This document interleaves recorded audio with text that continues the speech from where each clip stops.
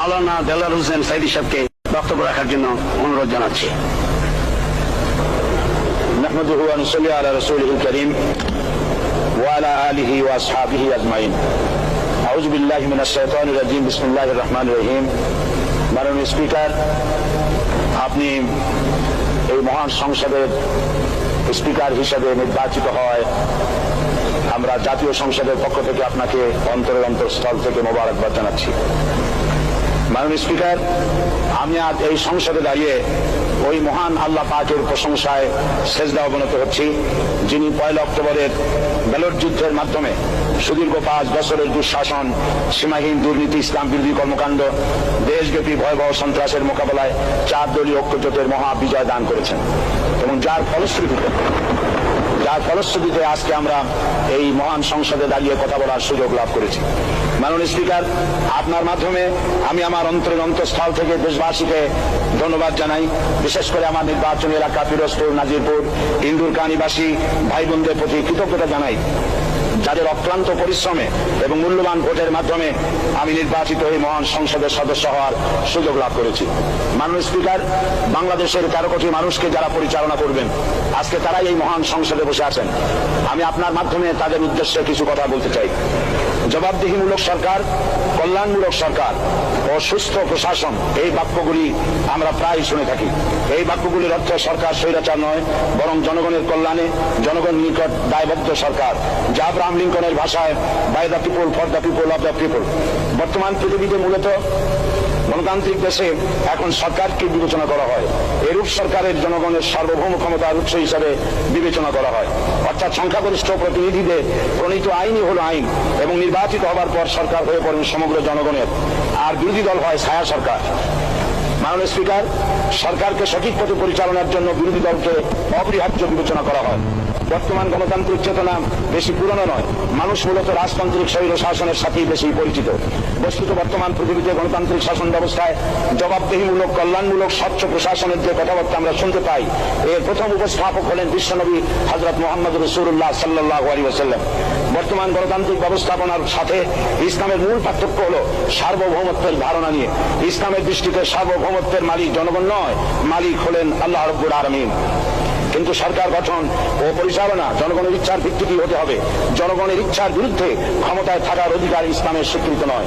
মাননীয় স্পিকার, সাধারণত লক্ষ্য করা যায় সরকার, সরকারি কর্মকর্তা ও কর্মচারীবৃন্দ জনগণের উপর নানাভাবে জুলুম, নির্যাতন বা শোষণ করে থাকে। জনগণের খাদেম না হয়ে তারা হয়ে পড়েন জনগণের প্রভু, তারা জনগণের সম্পদকে তসরুপ করে। এই অবস্থা থেকে মুক্ত করার জন্য রাসূল কারীম সাল্লাল্লাহু আলাইহি ওয়াসাল্লাম সরকারি কর্মকর্তা ও কর্মচারীদের মধ্যে তীব্র দায়িত্ব অনুভূতি জাগ্রত করে তিনি বলেন, ঘুষ দাতা ও গৃহীতা উভয় জাহান্নামী। নবী করিম সাল্লাল্লাহু আলাইহি ওয়াসাল্লাম আরো বলেছেন, আমরা যদি কাউকে কোনো রাষ্ট্রীয় দায়িত্ব প্রদান করি, তখন সেই ব্যক্তি তার ব্যক্তিগত কাজ যতটা নিষ্ঠা ও আন্তরিকতার সাথে পালন করে, রাষ্ট্রীয় দায়িত্ব যদি সেভাবে পালন না করে, তবে কিয়ামতের দিন তাকে উল্টো করে জাহান্নামে নিক্ষেপ করা হবে। রাষ্ট্রীয় সম্পদ তসরুফের ব্যাপারে কঠোর হুঁশিয়ারি উচ্চারণ করে বিশ্বনবী মুহাম্মদ রাসূলুল্লাহ সাল্লাল্লাহু আলাইহি ওয়াসাল্লাম বলেছেন, রাষ্ট্রীয় দায়িত্ব পালনকারী কেউ যদি 1 টুকরা সুতা বা তার চেয়েও ক্ষুদ্র কোনো জিনিস খেয়ানত করে, তবে কিয়ামতের দিন খেয়ানতের বোঝা মাথায় করে তাকে উঠতে হবে। মাননীয় স্পিকার, আল্লাহ রসুল যে সরকার ব্যবস্থা প্রতিষ্ঠা করেছিলেন, তা সত্যিকার অর্থে ছিল জনকল্যাণমূলক সরকার। তার সরকারের দায়িত্ব পালনকারী ব্যক্তিবর্গের মধ্যে চরম দায়িত্ব অনুভূতি জাগ্রত করে দেওয়া হয়েছিল। এটা সম্ভব হয়েছিল কেবলমাত্র আখিরাতের তীব্র বিশ্বাস ও মহান আল্লাহর দরবারে জবাবদিহিতার অনুভূতির মাধ্যমে। মানুষের নিকট জবাবদিহিতা পাশ কাটিয়ে যাওয়া যায়, কিন্তু আল্লাহর নিকট জবাবদিহিতা পাশ কাটানোর কোনো সুযোগ নেই। মাননীয় স্পিকার, নবী করিম সাল্লাল্লাহু আলাইহি ওয়াসাল্লামের সরকার ব্যবস্থাপনায় সবাই যেমন আইনের দৃষ্টিতে সমান অধিকার ভোগ করেছে, ঠিক তেমনি ভাবে রাষ্ট্রের নাগরিক হিসেবে সবারই মৌলিক চাহিদাসমূহ পূরণ হয়েছে। ঋণগ্রস্ত, এতিম, অসহায় জনগণ রাষ্ট্রীয় তহবিল থেকে সহযোগিতা লাভ করেছে। মূলত এটা জনকল্যাণমূলক সরকারের ধারণা বিশ্ববাসী তখনই প্রথম অবলোকন করে। মাননীয় স্পিকার, নবী করিম সাল্লাল্লাহু আলাইহি ওয়াসাল্লাম সরকারি কর্মকর্তাদের বিরুদ্ধে কোনো অভিযোগ পেলে তখনই ব্যবস্থা গ্রহণ করতেন। আইনের চোখে সবাই সমান এবং এ কারণেই শাসকদের আত্মীয় স্বজন কারো পক্ষে সম্ভব ছিল না জনগণের উপরে জুলুম করা। খলিফা ওমর রাদিয়াল্লাহু তাআলা আনহুর এক ছেলে অপরাধী প্রমাণিত হলে সে দণ্ডভোগ থেকে রেহাই পায়নি, এমনকি এতে তার মৃত্যুদণ্ড হয়েছিল। আবার খলিফা নিজেকে আইনের ঊর্ধ্বে মনে করতেন না, তাই বর্ম চুরির ঘটনায় আলী রাদিয়াল্লাহু তাআলা আনহু কাজীর দরবারে সাধারণ ফরিয়াদির মতো উপস্থিত হন। নিজের ছেলে চাকরের সাক্ষী যথেষ্ট না হয় কাজী খলিফার বিপক্ষে রায় দেন। এখানে বিচার বিভাগ ছিল সম্পূর্ণ স্বাধীন এবং শাসন বিভাগের নিকট তার কোনো দায়বদ্ধতা ছিল না। মাননীয় স্পিকার, এসব হলো ইতিহাস।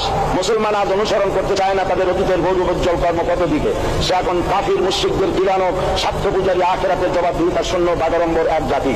মাননীয় স্পিকার, যে জাতির এক পূর্বসূরি মাথায় আকার বোঝা বহন করে নিয়ে চললেন আর বলে গেলেন মানুষ কেন, ফোরাতের কূলে যদি একটি কুকুরও না খেয়ে মারা যায় তবে এই ওমর রাদিয়াল্লাহু তাআলা আনহুকে কিয়ামতের দিন আল্লাহর দরবারে জবাবদিহি করতে হবে। আর আজ সেই জাতির দায়িত্বশীলতা জনগণকে অভুক্ত রেখে তাদের মুখের গ্রাসে ভাগ বসায়। জনগণ তাদের নিকট উপস্থিত হলে মনে হয় যেন গোলাম প্রভুর দরবারে উপস্থিত হয়েছে, আর অহেতুক উৎকোচ দাবি করে তাদের উপর জুলুম করছে।